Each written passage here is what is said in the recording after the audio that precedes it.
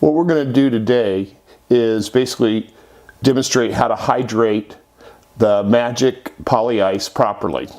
So the first thing you want to do is fill up your sink with about 6 inches of warm water.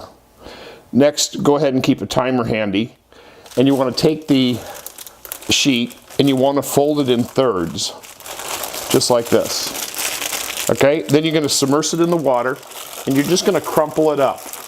Okay, kind of like you're squeezing it, and if you do it underwater, you'll see little bubbles start coming out.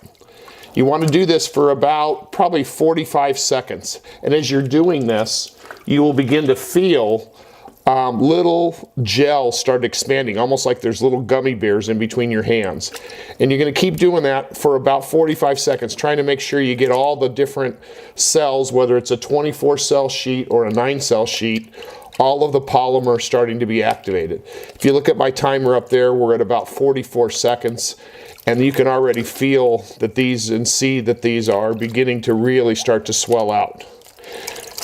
And you can see it right there. They're all starting to be that way. Now you want to keep that submerged, and now after about a minute, you can go ahead and keep it underwater or put a plate on it.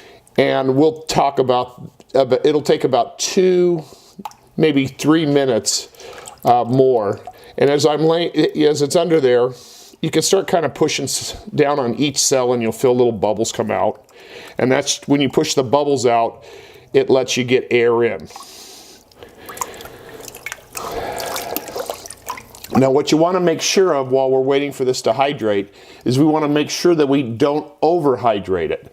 Because if you overhydrate it, it doesn't give the polymer room to expand to its full potential, and when it's expanded to its full potential, it gets as cold as possible, and that keeps your stuff colder longer.